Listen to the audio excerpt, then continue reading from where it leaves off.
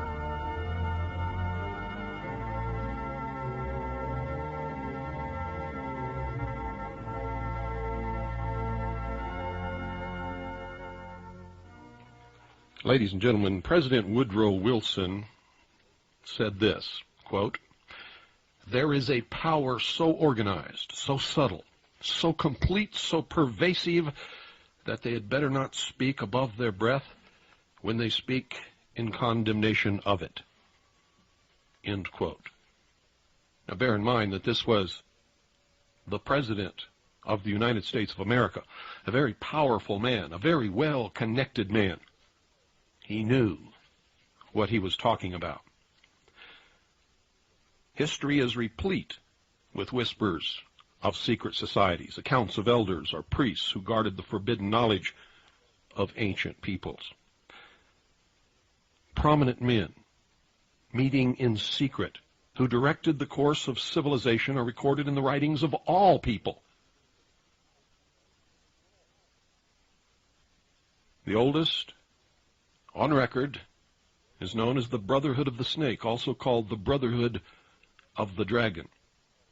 And it still exists under many different names. The Brotherhood of the Snake is devoted to guarding the secrets of the ages and to the recognition of Lucifer as the one and only true God. If you do not believe in God, Lucifer, or Satan, you must understand, ladies and gentlemen, that there are great masses of people who do. I do not believe in racism, but millions do, and their beliefs and actions based upon those beliefs will affect me, regardless of my belief. It is clear that religion has always played a significant role in the course of these organizations. Communication with a higher source, often divine, is a familiar claim in all but a few. The secrets of these groups are thought to be so profound that only a chosen, well-educated few are able to understand and use them. These men use their special knowledge for the benefit of all mankind, or so they say. And we know that some actually do. At least, that is what they claim. But how are we to know, since their knowledge and actions have been kept secret? Well, ladies and gentlemen, for those who are diligent and who search, it is all there. Some of it has become public knowledge. The greatest percentage is hidden in esoteric writings concealed by a language of symbology. I found it intriguing that in most, if not all, primitive tribal societies, all of the adults are members, every one of them. They're usually separated into male and female groups. The male usually dominates the culture. Surprisingly, this exactly resembles many civilized secret societies today. This can only mean that the society is working not against established authority, if all the adults belong to it, but for it in these ancient civilizations, our primitive tribal societies. In fact, it could be said to actually be the established authority in that particular situation. This would tend to remove the validity of any argument that all secret associations are dedicated to the destruction of properly constituted authority. This can only apply, of course, where the secret society makes up the majority or entirety of any people which it affects. I can assure you, ladies and gentlemen, that today, very few, if any, fall into that category. Secret societies, in fact, mirror many facets of ordinary life. There is always an exclusivity of membership with the resultant importance attached to being or becoming a member. And this is found in all human endeavors, even those which are not secret, such as football teams or country clubs. This exclusivity of membership is actually one of the secret society's most powerful weapons. There's the use of signs, passwords, and other tools. These have always performed valuable functions in man's organizations everywhere. The stated reason, almost always different from the real reason for the society's existence, is important. It can be anything, but it is usually fraternal and is said to be existing for the good of the community. And it is found in all pressure groups wherever human beings congregate. The comradeship is especially important. Sharing hardships or secrets has always been a special thrill to men. No one who has ever undergone the rigors of boot camp is ever likely to forget the special feeling of belonging and comradeship that was shared between the victims of the drill sergeant, our company commander. And yes, I meant victims, for that is exactly what they are. Their world is shattered, destroyed, and a new one built, which they become a part of. It is an emotion born of initiation, a rebirth, if you will. That's why all this born-again stuff is very dangerous. You see, you're either a Christian or you're not. You've accepted Christ or you haven't. You've been baptized or you have not. And you can be born again every day for 365 days each year, for every year for the rest of your life. It will not change a thing. And that goes for every other religion and every secret society. It is an emotion born of initiation. The most potent tool of any secret society is the ritual and myth surrounding initiation. You see, these special binding ceremonies have very deep meaning for the participants. Whether they actually understand the ceremony or the symbology involved or the true meaning is irrelevant.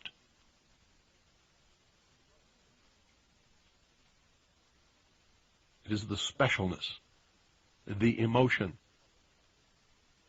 the knowledge that you are one of few who have experienced this initiation and have been accepted by a band of men calling themselves the elite, the elect, the special, the superior race.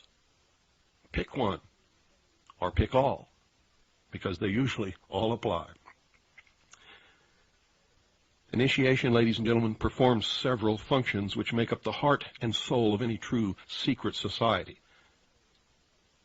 You can form a secret society if you wish, but without some kind of special initiation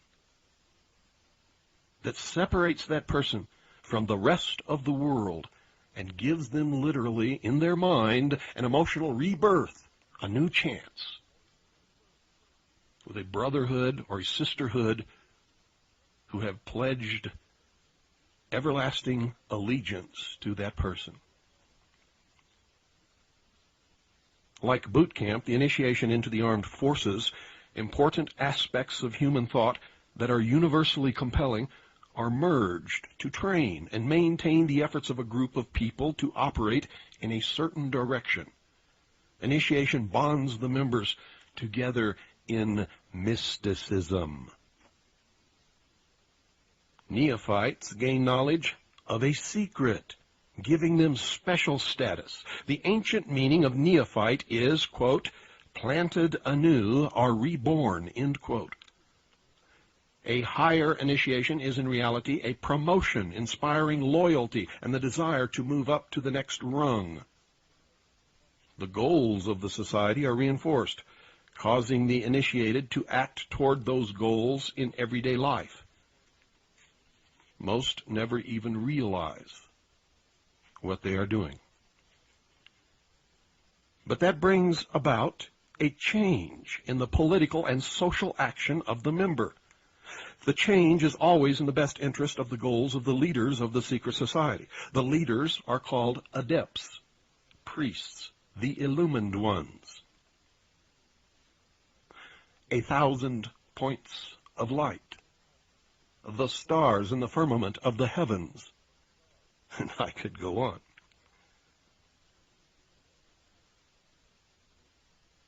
This can best be illustrated by the soldier, trained to follow orders without thinking. The result is often the wounding or death of the soldier for the realization of the commander's goal, which may or may not be good for the overall community, and certainly was not good for the soldier. And maybe now you can understand why the wrath of the military came down around Specialist Michael New's shoulders when he refused to wear the United Nations uniform. Initiation is a means of rewarding ambitious men who can be trusted. You will notice that the higher the degree of initiation, the fewer the members who possess the degree. Now, this is not because the other members are not ambitious, but because a process of very careful selection is being conducted. You see, a point is reached where no effort is good enough without a pull-up by the higher members. Most members never proceed beyond this point and never learn the real secret purpose of the group. The member frozen at that point, from that point on, serves only as a part of the political power base, as indeed he has always done, and provides a political consensus that leads the body politic in a direction away from which it would have gone if this group had not existed in their midst. You may have guessed by now that initiation is a way to determine who can and cannot be trusted, who believes in the mystery God and who does not. A method of deciding exactly who is to become an adept may be decided during initiation by literally asking the candidate to spit upon the Christian cross.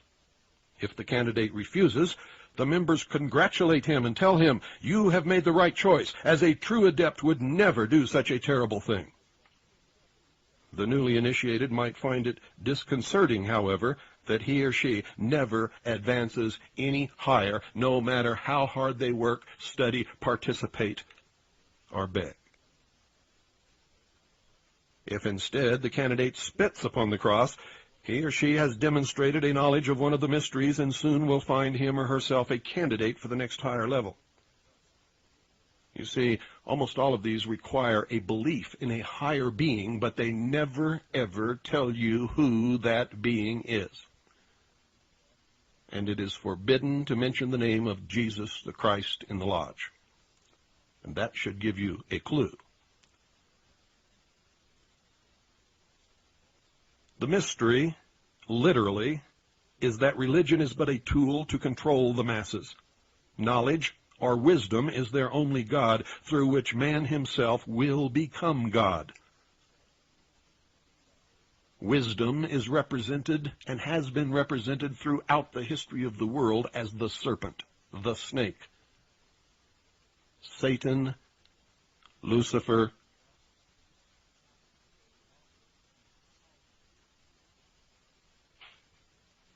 the snake and the dragon are both symbols of wisdom. Lucifer is the personification of the symbol.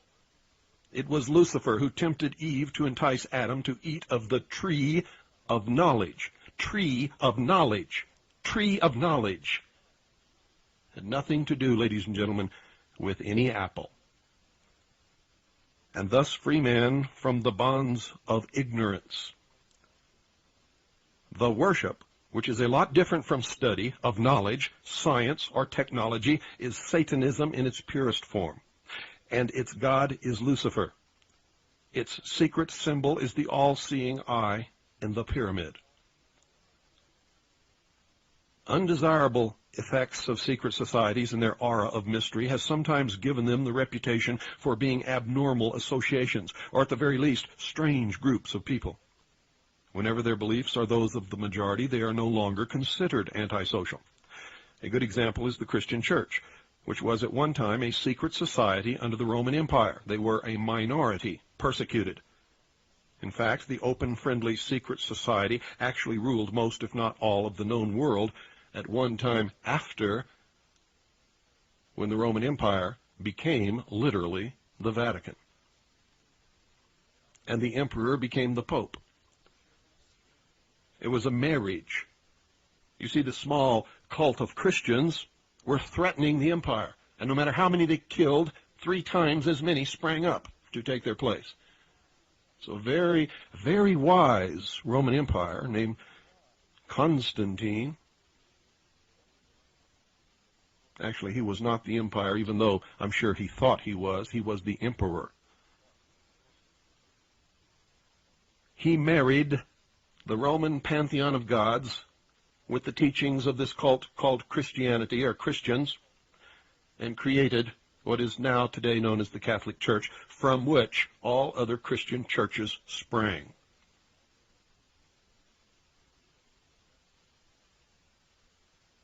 The pantheon of Roman gods became the pantheon of saints. The emperor became the pope. And from that day, Rome ruled the world another 1,200 years and staved off the destruction of the empire. In fact, the empire grew and spread and took in all of Europe.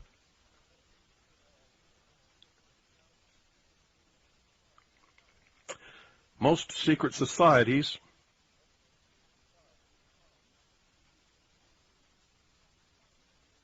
are generally considered to be antisocial. They're believed to contain elements that are not liked or are outright harmful to the community in general. This is exactly the case in some instances. Communism and fascism are secret societies in many countries where they are prohibited by law. In this country, the Nazi Party and the Ku Klux Klan are secret societies due mostly to the fact that the general public is disgusted by them. Their activities are sometimes illegal, thus the secrecy of their membership. The early Christians were a secret society because Roman authorities considered them from the start to be a dangerous group to imperial rule. The same was true of the followers of Islam. At least some of these true believers, working in secret, accomplished what would turn out to be for the eventual good of society. The Drusid and Yazidis in Syria and Iraq consider the Arabs a dangerous secret society dedicated to the takeover of the world. The Arabs today think the same of the Jews. Catholics and Freemasons used to have precisely the same ideas about each other. Now, at the highest levels, they are one organization, documented in a book entitled The Broken Cross by Piers Compton. In many primitive or backward societies, initiation into the highest degrees of the group involved subjection to trials, which not infrequently resulted in death or insanity for the candidate. It can be seen that social right and wrong is not the yardstick in estimating the value of a secret society. Usually, with these people, the end justifies the means. In Borneo, a tribal society, initiates of hunting organizations consider it meritorious and compulsory to hunt heads. In Polynesia, infanticide and debauch were considered essential for initiation into their societies, where the tribal code needed members who indulged in these things as pillars of society. You see, since the beginning of recorded history, governmental bodies of every nation have been involved with maintaining the status quo to defend the establishment against minority groups that sought to function literally as states within states, or to oust the constituted authority and take over in its place, either by subterfuge, coup d'etat, or open revolution. Many of these attempts, as we all know, if we read history, have succeeded, but have not always lasted. Man's desire to be one of the elect is something that no power on earth has been able to lessen, let alone destroy. It is one of the secrets of secret societies. It is what gives them a political base and lots of clout. Members often vote the same and give each other preference in daily business, legal, and social activities. It is the deepest desire of many to be able to say, I belong to the elect. I am better than all of these other people. And I know a secret. After all, haven't I been chosen to belong to this elite organization of fraternal brothers who control the community? I am special.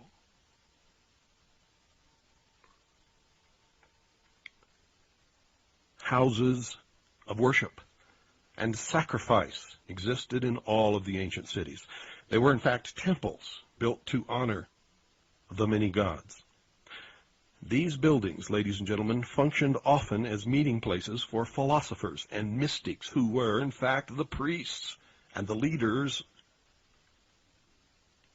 of those cities.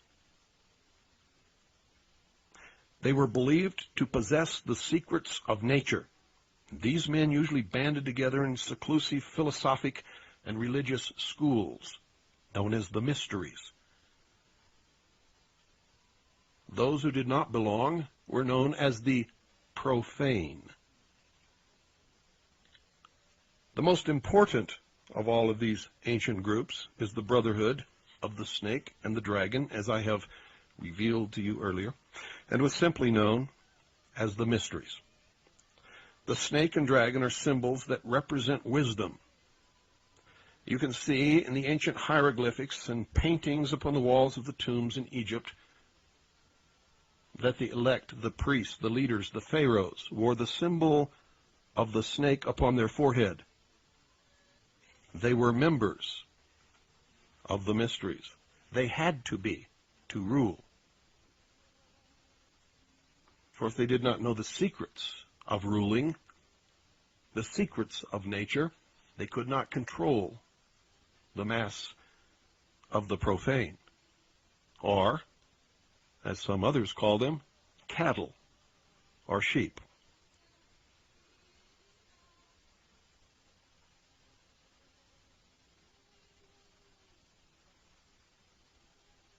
The father of wisdom, ladies and gentlemen, is Lucifer, also called the light bearer.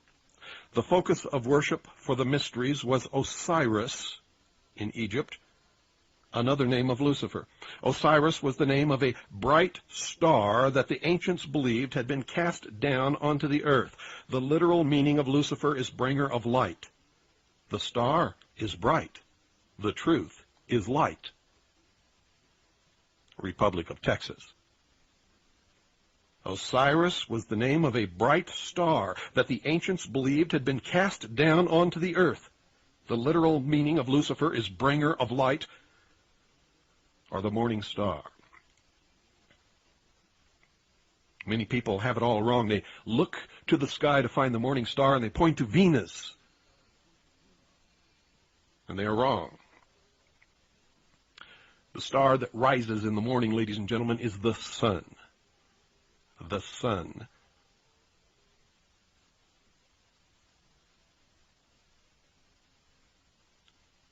The star is bright. The truth is light. After Osiris was gone from the sky, the ancients saw the sun as the representation of Osiris, or more correctly, Lucifer. Albert Pike said, and I quote, "Osiris was represented by the sun," end quote. In the Bible, in Isaiah chapter 14, verse 12, quote, "How art thou fallen from heaven, O Lucifer," end quote. Fred Giddings, in his book Symbolism in Occult Art, said this, quote, "It is claimed that after Lucifer fell from heaven, he brought with him the power of thinking as a gift for mankind," end quote. They believed that God was evil. He was holding man prisoner in the Garden of Eden in the bonds, the chains of ignorance. Lucifer set man free from these bonds, these chains of ignorance, with the gift of intellect, through the use of which man himself will become God. Lucifer is Prometheus. Lucifer is the lightning bolt that strikes the tree and sets it afire, from which man took a burning branch, and by adding more wood, kept the fire burning, and noticed that when he piled certain rocks around the fire, and they got hot enough, something melted and flowed out into the ground. From this, he learned to make tools. You see, without the fire that the philosophers of fire worship, without the serpent, Lucifer, there would be no Ford Broncos today for me to drive. This is what they believe. And so they worship the symbol, which is Lucifer, and they strive through their work to accomplish the great plan and guide the evolution of man into apotheosis.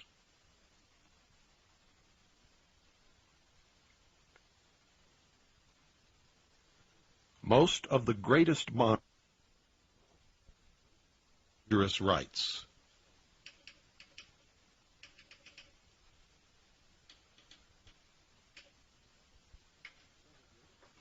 some of which were very cruel.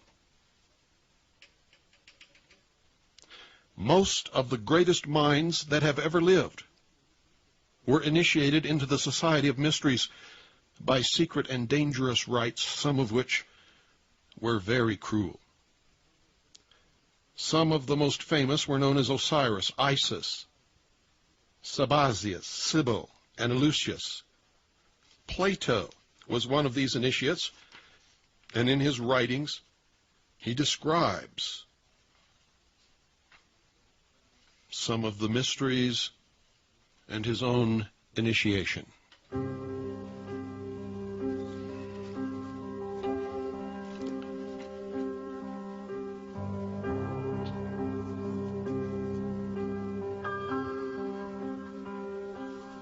Some say love,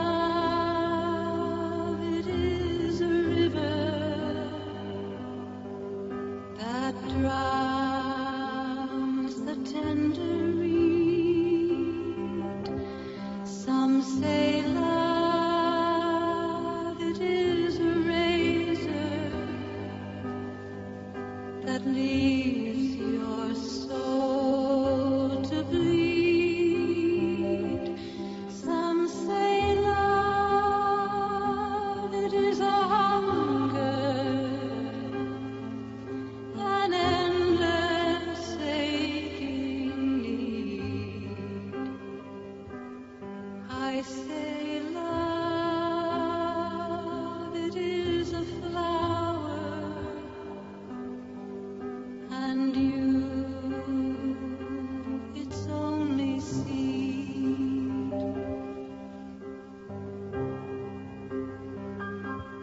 It's the heart that fears the breaking, that never learns the dance. It's the dream afraid of waking, that never takes a chance. It's the one who won't be taken, who cannot seem to give,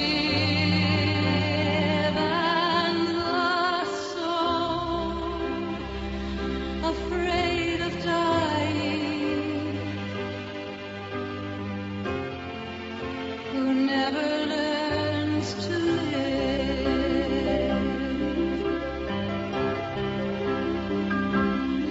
When the night has been too lonely and the road has been too long, when you think that love is only for the lucky and for the strong, just remember, in the winter, far beneath the bitter snows, lies the seed that with the sun's love in the spring becomes the rose.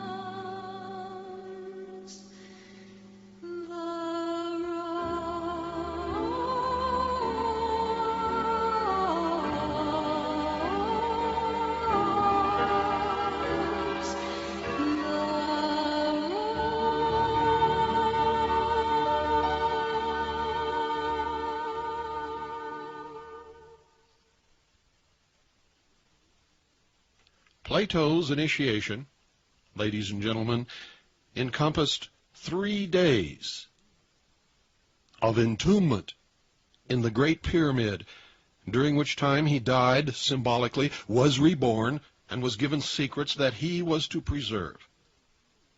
Plato's writings are full of information on the mysteries. Manly P. Hall stated in his book, The Secret Teachings of All Ages, that, quote, the illumined of antiquity entered its portals as men, they came forth as gods, end quote. And he was talking about the Great Pyramid of Giza. The ancient Egyptian word for pyramid was kuti, spelled Khuti, which literally meant glorious light. Mr. Hall says also, quote, the pyramids, the great Egyptian temples of initiation, end quote. You see, ladies and gentlemen, they were never, ever tombs for anyone. They were temples of initiation. How does that grab you? According to many, the Great Pyramids were built to commemorate and observe a supernova explosion that occurred in the year 4000 BC. Dr. Anthony Hewish, a 1974 Nobel Prize winner in physics, discovered a rhythmic series of radio pulses which he proved were emissions from a star that had exploded around 4000 BC. The Freemasons began their calendar from AL, which means in the year of light, found by adding 4,000 to the modern year. Thus 1990 plus 4,000 equals 5,990 AL, which is Annos Luminos, or the year of light.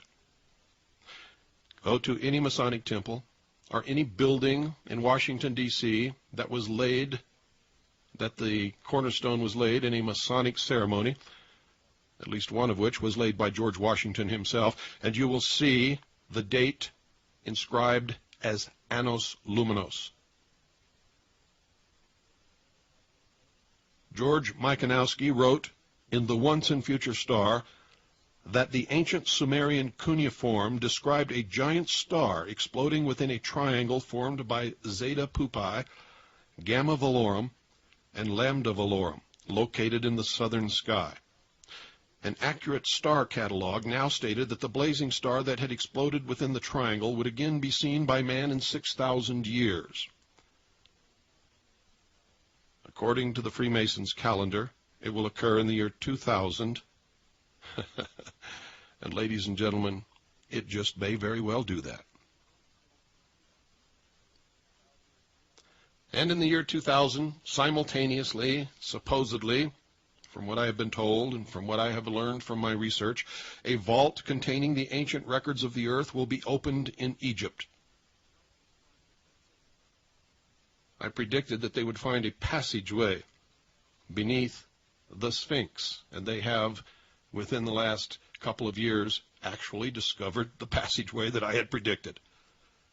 They do not know where it leads yet. The return of Lucifer, represented by this great light in the sky, also described by Malachi Martin in his book, The Keys to This Blood, written with the blessings of the Pope, described that the Pope is now waiting for a great light which will appear in the heavens, signaling the greatest return of humanity to the church in the history of the world. Malachi Martin describes this event as a fission event. A fission event, ladies and gentlemen, is an atomic explosion. Could this have something to do with the plutonium on board the spacecraft known as Galileo, which according to NASA's own figures will go into a decaying orbit and plunge into the center of Jupiter sometime around December of the year 2000.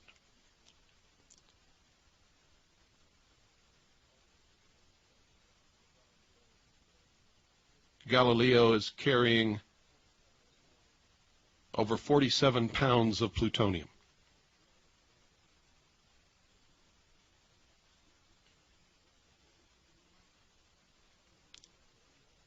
The return of Lucifer and the opening of the vault will usher in the millennium.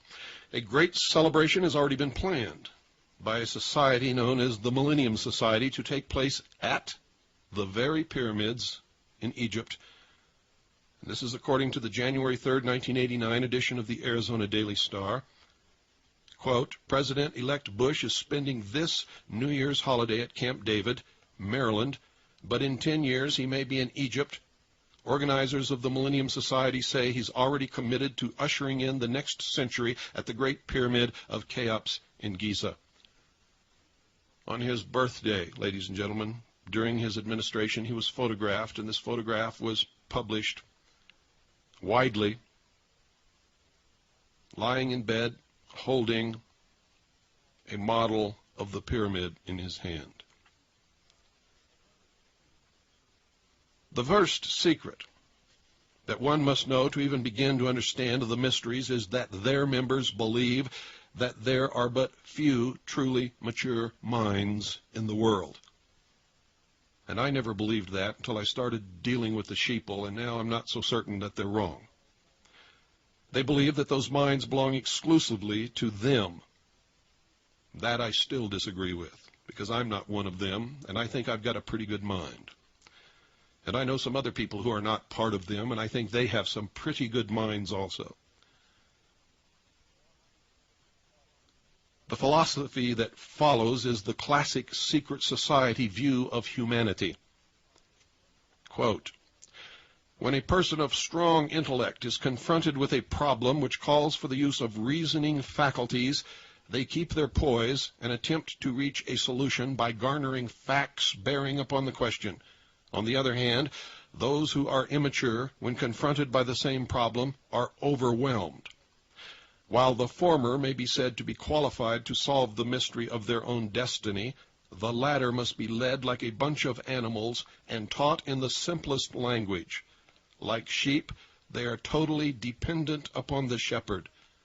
The able intellect is taught the mysteries and the esoteric spiritual truths. The masses are taught the literal exoteric interpretations. While the masses worship the five senses, the select few observe, recognizing in the gulf between them the symbolic concretions of great abstract truths. The initiated elect communicate directly to gods, who communicate back to them. The masses sacrifice their lambs on an altar facing a stone idol that can neither hear or speak. The elect are given knowledge of the mysteries and are illumined and are thus known as the Illuminati, or the illuminated ones, the guardians of the secrets of the ages, end quote. 3 early secret societies that can be directly connected to a modern descendant are the cults of Roshaniya, Mithras, and their counterpart, the Builders. They have many things in common with the Freemasons of today, as well as with many other branches of the Illuminati. For instance, common to the Brotherhood are the symbolic rebirth into a new life, without going through the portal of death during initiation, reference to the lion and the grip of the lion's paw in the Master Mason's degree, the 3 degrees, which is the same as the ancient Masonic rites, before the many other degrees were added, the ladder of 7 rungs, men only, and of course, the all-seeing eye. And you might ask, after hearing this broadcast, here we are in America. Why is there a pyramid on the back of the $1 bill with an all-seeing eye floating above it, in a smaller pyramid, surrounded by rays of light?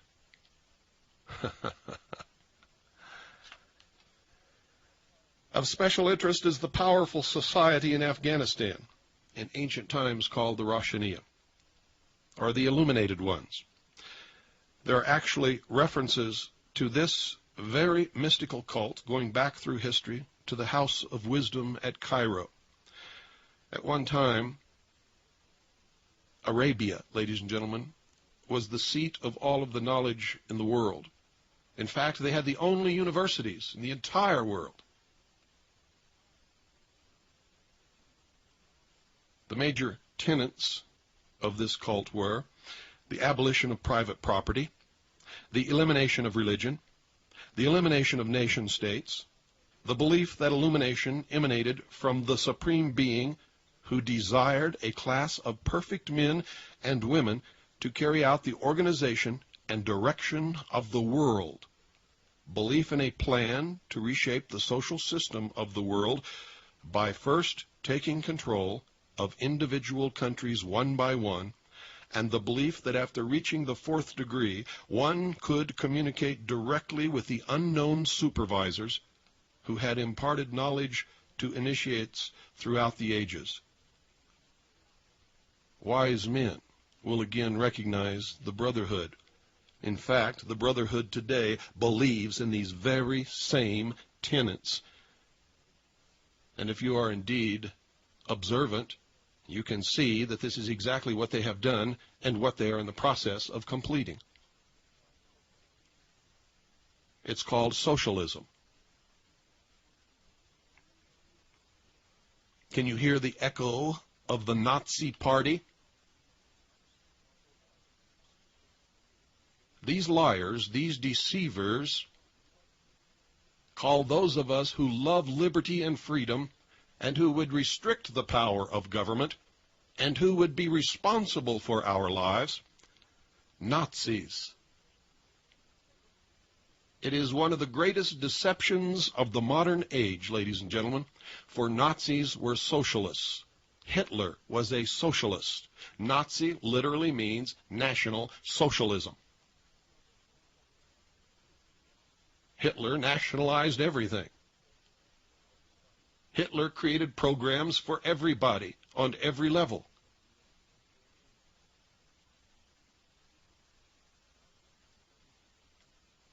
Nazis, ladies and gentlemen, are not right-wing, freedom-loving, responsible individuals. Nazis are socialists. Always have been, always will. Socialism is the father of fascism, which is a marriage of the social state with the corporate elite.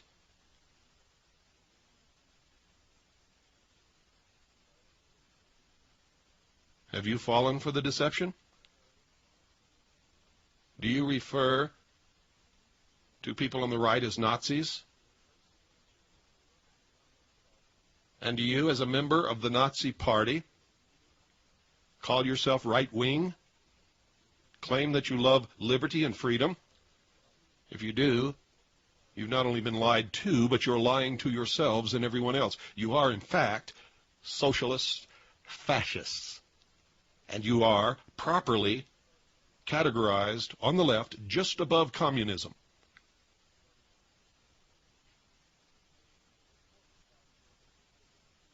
The important fact to remember is that the leaders of both the right and the left are a small, hard core of men who have been and still are illuminists or members of the Brotherhood. They may have been or may be members of the Christian or Jewish religions, are atheists or Buddhists, but that is only to further their own ends. Remember, the end justifies the means. They are and always have been Luciferian and internationalists. Today, the Southern Baptist Church is in the total control of the Freemasonic Lodge. They give allegiance to no particular nation, although they have used on occasion nationalism to further their cause. Their only concern is to gain greater economic and political power. The ultimate objective of the leaders of both groups is identical. That is why it doesn't make any difference whether you elect Democrat or Republican. The result has always been the same. And we go closer and closer to one world totalitarian socialist government. After all, wasn't it George Bush, a so-called right-wing conservative Republican who first used the term New World Order? They are determined to win for themselves undisputed control of the wealth, natural resources, and manpower of the entire planet. They intend to turn the world into their conception of a Luciferian, totalitarian, socialist state. In the process, they will eliminate all Christians, Jews, and atheists. And that's why you better stop picking on the Jews. The Jews who are involved in this, who call themselves Jews, are not Jews at all. And doesn't the Bible tell you something about that? Those Jews who really are Jews will be eliminated, along with fundamentalist Muslims. Now, you've just learned one, but only one, of the great mysteries of what is coming in the future. The Rosh Hashanah also called themselves the Order.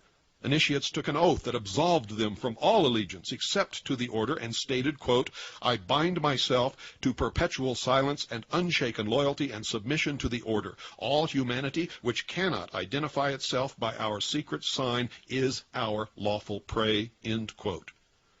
The oath remains essentially the same to this day.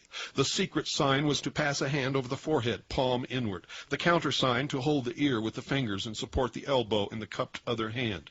Does that sound familiar? Have you seen people exchange these signs right before your nose, and you knew not what was happening? There are many other signs, a handshake, and many others. The 5 points of fellowship. The order at the highest level is known as the Order of the Quest, or the Jason Society. The cult preached that there was no heaven, no hell, only a spirit state completely different from life as we know it. The spirit could continue to be powerful on earth through a member of the order, but only if the spirit had been itself a member of the order before its death. Thus, members of the order gained power from the spirits of the dead members. Now listen to this very closely.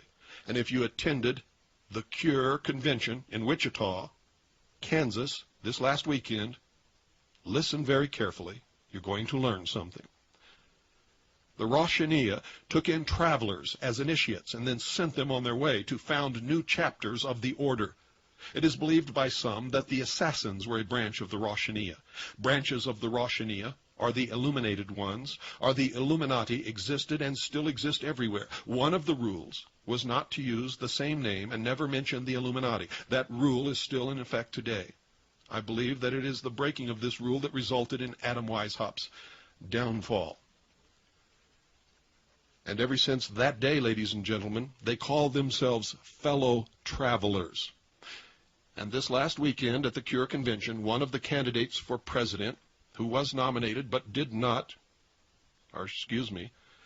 was nominated to be considered for the nomination but was not elected,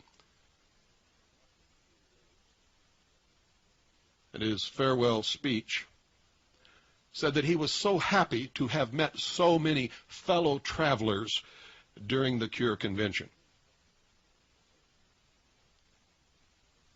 All of you should read again the works of Hegel. The entire, and I mean the entire text of tonight's broadcast was taken from my book, the chapter entitled Secret Societies in the New World Order.